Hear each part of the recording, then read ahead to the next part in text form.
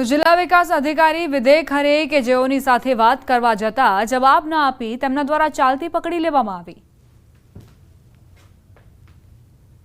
પણ એમ નહીં અત્યારે તમે જુઓ અમને જરૂર ના પહેલા માટે સાહેબ હું ડેલી ઓફિસમાં આવું પણ ખબર હશે કે ના હશે પણ એ જ કહું જે છે કોણ તમે હું તમને એવું તો બધાને ખબર છે ભાઈ આ તો સરકાર પાસે ઓલરેડી મેં બતાવી દીધી છે કે જૂની પંચાયત છે બધા લખીને પણ એમને હવે અત્યારે કંઈક નવું કંઈ પ્રપોઝલ આવ્યું છે કોઈનું કે કોઈ રજૂઆત આવી છે કારણ કે હું જઈને આવ્યો જોયું હા જે જેટલી આ જે સાહેબ મને કહો છો એ ઓન કેમેરા કોણ સાહેબ હું એમ કહું બાઇટ નથી સર બાઇટ જ કરવી છે મારે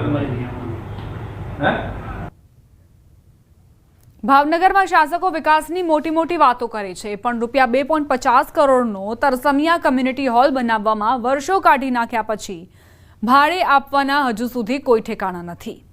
મ્યુનિસિપલ કોર્પોરેશનની ઘોર બેદરકારીના લીધે 10 મહિનાથી તરસમિયા હોલ ધૂળ ખાઈ રહ્યો છે। લગ્નસરાની સિઝન ચાલી રહી છે અને એવામાં ભાડાના લાખો રૂપિયાની આવક આ હોલે ગુમાવી છે। ચાર અધિકારીઓ બદલાયા બાદ હોલ ભાડે આપી શકાયો નથી। હજુ ફાયર એનઓસી જ બાકી છે। ખંડેર બની રહેલા કમ્યુનિટી હોલની અંદર અસામાજિક તત્વોનો આતંક પણ જોવા મળી રહ્યો છે। ભાવનગરના ટેક્સના પૈસાનો વેડફાટ કઈ જગ્યાએ ખોટો થાય છે એક પણ કામ સમય મર્યાદામાં નથી થતું।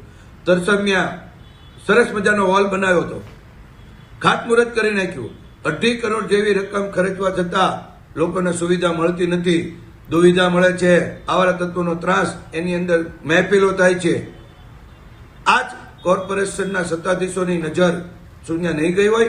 હોલ બની ગયો છે, આપણે અંદાજિત 7-8 મહિના પહેલા એનું સિવિલ વર્ક પૂરું થયેલું છે।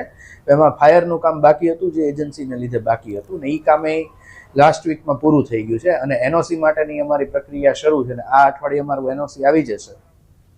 આ સાથે જ બુલેટિનમાં અત્યારે બસ આટલું જ। વધુ અપડેટ્સ માટે આપ જોતા રહો News 18 ગુજરાતી।